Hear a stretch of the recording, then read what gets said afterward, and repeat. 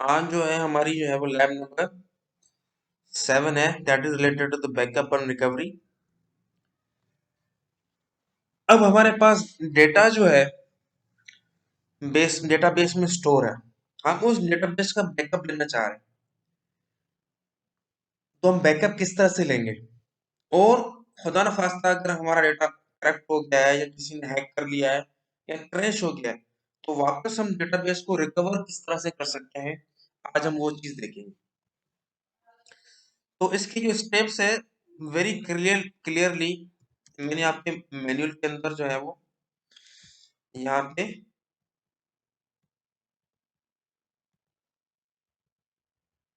लिखे हुए हैं।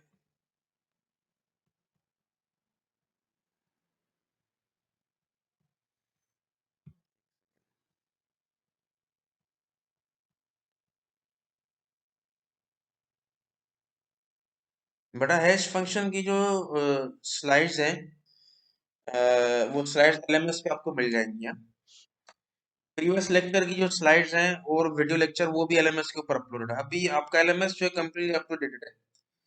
तो आज के लेक्चर के बाद जो है मैं इसको वीडियो लेक्चर्स और हैश फंक्शन की जो स्लाइड्स और आपकी लैब की जो वीडियो लेक्चर्स हैं वो भी आपको एलएमएस के ऊपर जो है मिल जाएंगे। ठीक है। अच्छा, आज का लेक्चर जो आज की जो लैब है वो हमारी लास्ट लैब है, लैब नंबर 7। और लैब नंबर जो 8 है वो हम पहले से ही जो कर चुके हैं। ठीक है guys, so please be focused. अच्छा, इसका जो पहला स्टेप है, मैनुअल के अंदर जाएं। वो कह रहा है create a folder in your any drive. अब मैंने यहाँ पे सी ड्राइव के अंदर कोई फोल्डर क्रिएट करना है, तो हम जाते हैं सी या डी ड्राइव, जहां पे भी आपको बैकअप रखना है। तो आप वहां पे जाके एक फोल्डर क्रिएट करते हैं। मैंने सी ड्राइव के अंदर एक टेस्ट का फोल्डर यहाँ पे क्रिएट किया हुआ है, और सी टेस्ट अभी फोल्डर जो है, फोल्डर इज एम्प्टी। फोल्डर में अभी कुछ भी जो है वो अवेलेबल नहीं है। First step is create a folder जो फिजिकली आप बनाना चाह रहे हैं। फिर जाएं लॉगिन इन एज ओरेकल सिसडीबीए। आप जाके अपने एसक्यूएल प्लस के अंदर सिसडीबीए के थ्रू कनेक्ट हो जाएं।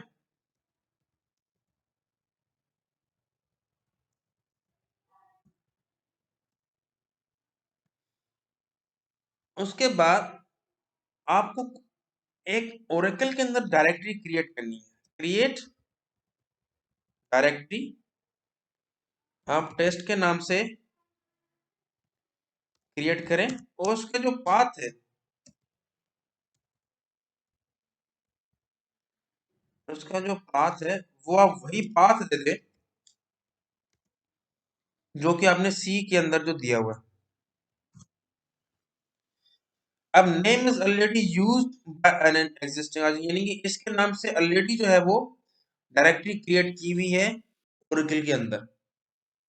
आपके पास ये एरर नहीं आएगा क्योंकि मैंने यहाँ पे ऑलरेडी ये चीज बनाई हुई है। ठीक है, मैं कोई और क्रिएट कर देता हूँ। क्रिएट डायरेक्टरी,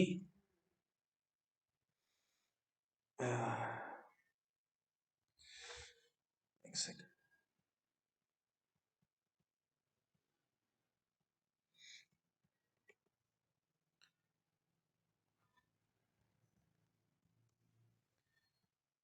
मैंने जाके जो है वो टेस्ट 2 के नाम से, अच्छा टेस्ट 2 भी ऑलरेडी क्रिएटेड है, तो मैं जाके टेस्ट 3 क्रिएट कर देता हूँ। ये भी क्रिएटेड है।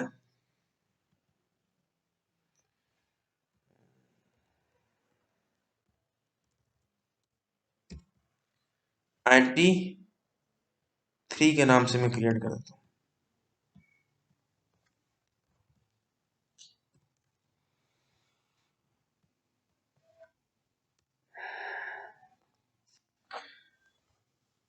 ओह सॉरी,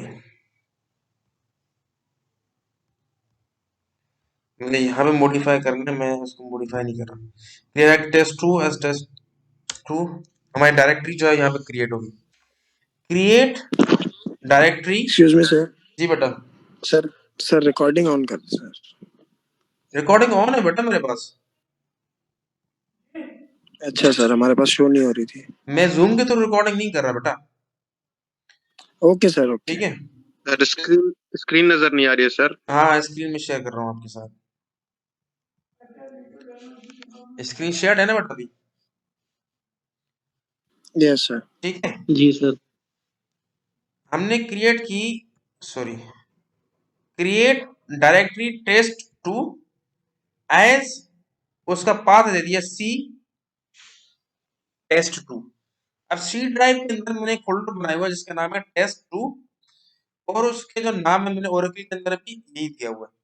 अब मुझे ओरेकल के अंदर डायरेक्टरी क्रिएट अलग से करनी पड़ेगी। फिजिकली ये डायरेक्टरी ये क्रिएट की हुई है, मुझे ओरेकल के अंदर ये क्रिएट करनी पड़ेगी और उसको एसोसिएट करना पड़ेगा इस फिजिकल डायरेक्टरी के साथ। तो याद रखिएगा।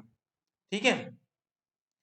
अब इस डायरेक्टरी के ऊपर मैं दे रहा हूं ग्रांट रीड और राइट की एचआर को। ग्रांट रीड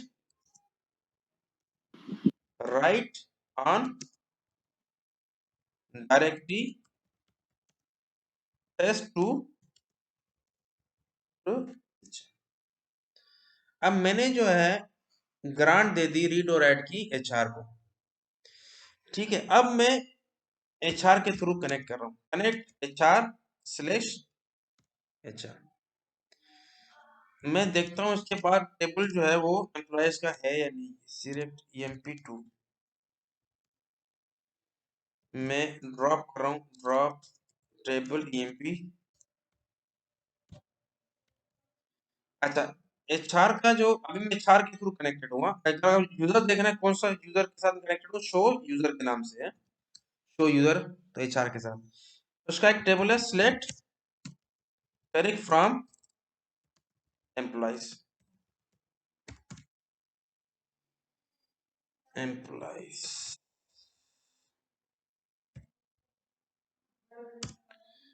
ठीक है। मैं एक और टेबल क्रिएट कर रहा हूँ। Create table EMP2 select asterisk from employee। हमारा टेबल क्रिएट हो गया। Select asterisk EMP।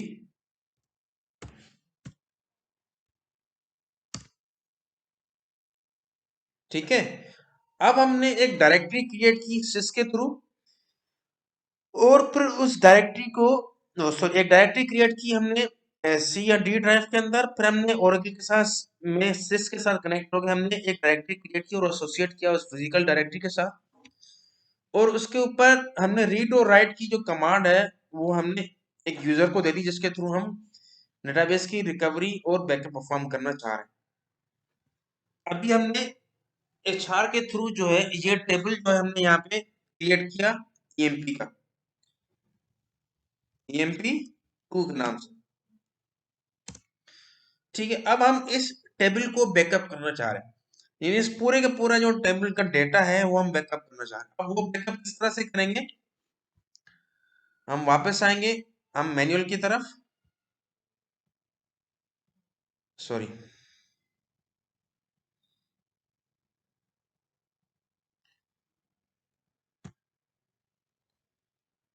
Create table EMP2 select style from, select style from EMP2। तो ये वाला स्टेप जो है हमने यहाँ पे इसको क्रिएट कर दिया।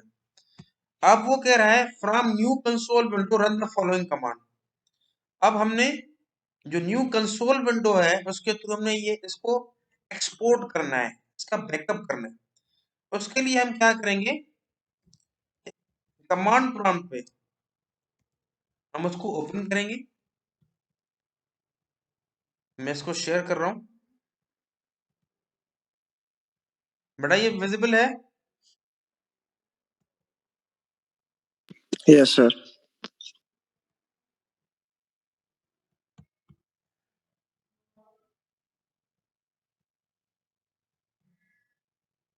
ठीक है। यहाँ पे जाके हमें कमांड लिखनी है EXP DP यूजर का नाम स्लैश यूजर का नाम और यूजर का पासवर्ड @ आपकी सिस्टम आईडी। उसके बाद आप जो चीज बैकअप करना चाह रहे हैं, for example in our case हम टेबल्स को बैकअप करना चाह रहे हैं EMP2, यानी HR के स्कीमा के अंदर हम एम्प्लॉयज का जो टू का टेबल है उसको बैकअप करना चाह रहे हैं। डायरेक्टरी का नाम हम देना चाहेंगे test2, जो कि हमने यहाँ पे दिया हुआ है। वो डंप फाइल जिसमें जाके वो डंप करेगा। अच्छा, हमारा सेशन खत्म होने वाला है, तो जैसे ही ये मैं यहाँ पे स्टॉप कर रहा हूँ, जैसे ही सेशन हमारा खत्म हो जाए, आप दोबारा से कनेक्ट हो जाएंगे, हम दोबारा से यहीं पे इसको रिज्यूम करेंगे।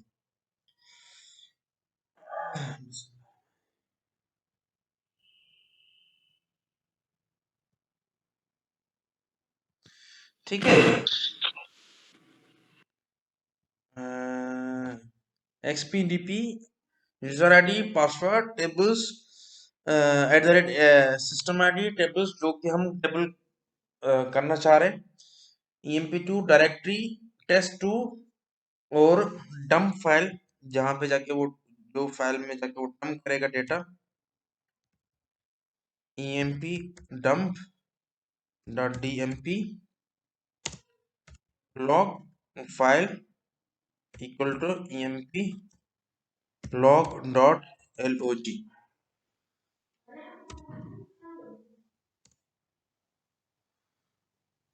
अच्छा सॉरी,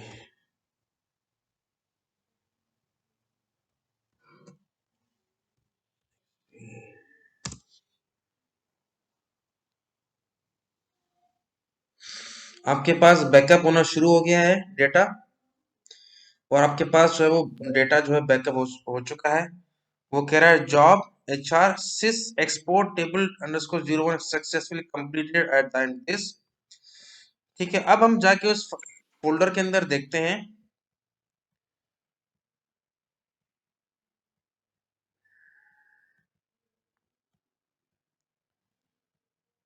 test2 के अंदर तो हमारे पास एक फाइल क्रिएट होगी empdump.dmp के नाम से और emplog.log के नाम से।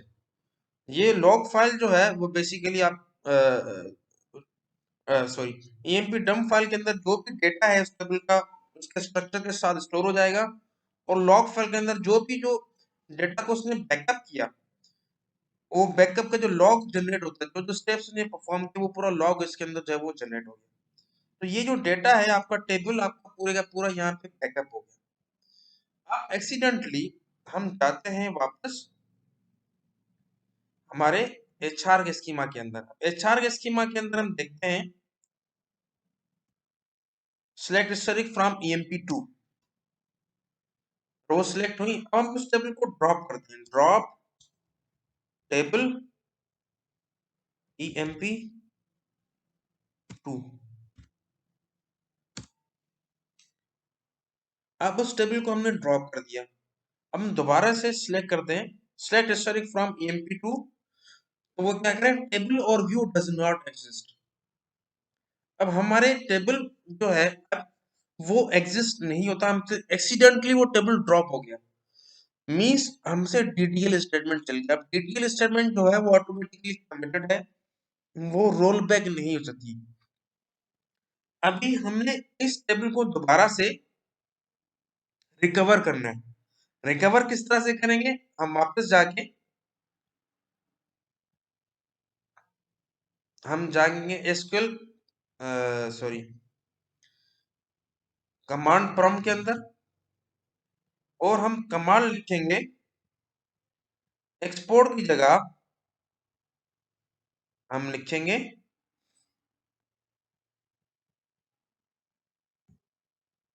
इंपोर्ट। अब इंपोर्ट किस तरह से करेंगे, IMP DP HR/HR @xe directory equal to test2 और tables equal to EMP2 dump file equal to dump file का नाम क्या था, emp dump, emp dump dot dmp, और लॉग फाइल का नाम था क्या था, emp डॉट लॉग, emp log dot log।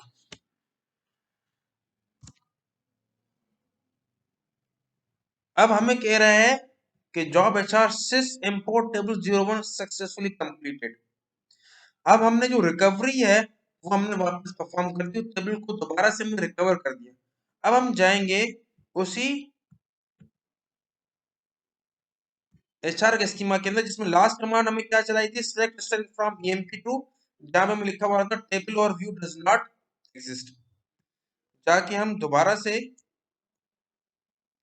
emp2 लिखते हैं और हमारा टेबल जो है वापस रिस्टोर हो चुका है। इसी तरह से हमने डेटाबेस के टेबल की जो है वो वापस रिकवरी परफॉर्म कर दी है। हम जाते हैं दोबारा से मैनुअल के अंदर,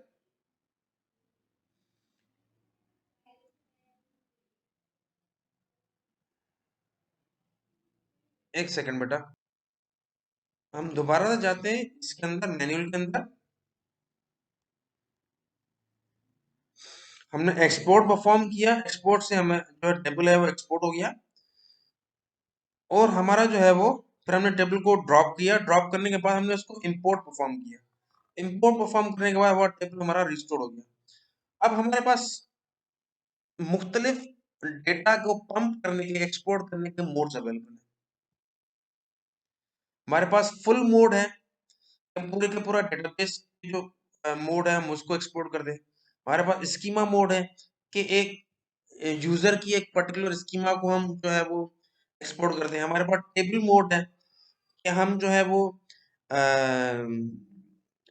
एक टेबल को जो है हम एक्सपोर्ट करते हैं, जो कि अभी हमने किया।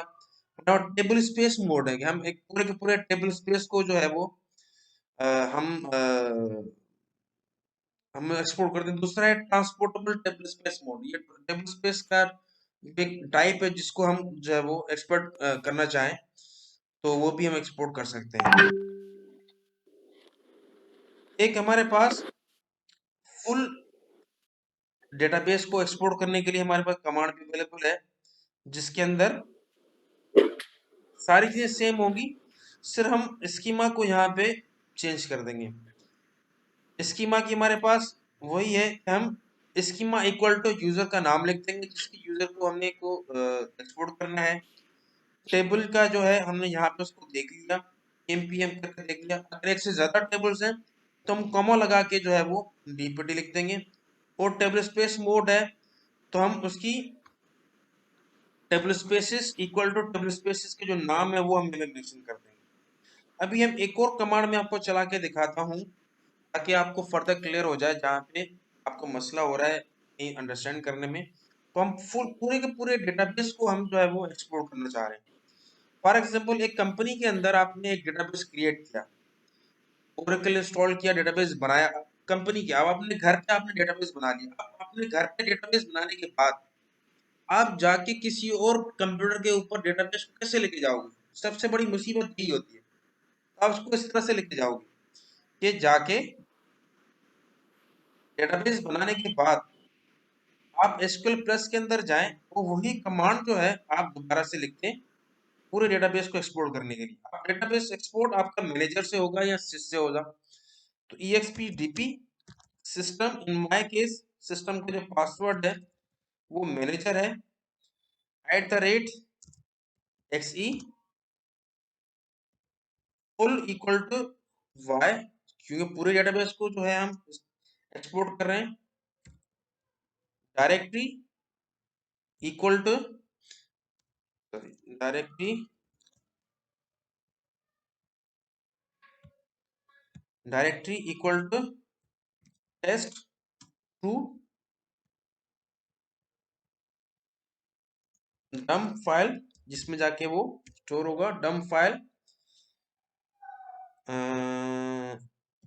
फुल db डॉट dmp और log file equal to full db dot log। ठीक है। अच्छा, xp db नहीं है, xp dp है।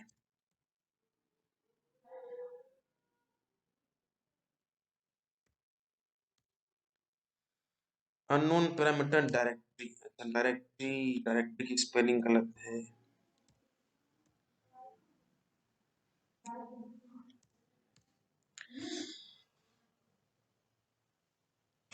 अब आपके सामने जो है ओरेकल का पूरा जो डेटाबेस मेरे सिस्टम में बना हुआ है, ये पूरे के पूरे डेटाबेस का जो है वो बैकअप बनना शुरू हो गया।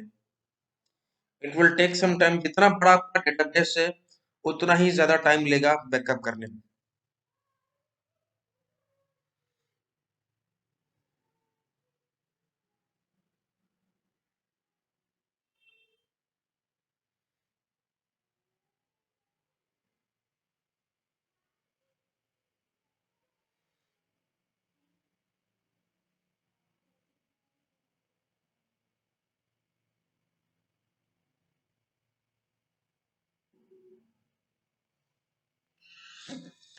अब क्योंकि डेटाबेस के साथ सिर्फ डेटा नहीं होता, उस देखिए ना, आपको रोज आपको यहाँ पे दिख रही है, ये मुख्तलिफ टेबल्स की रोज भी लेके जा रही है।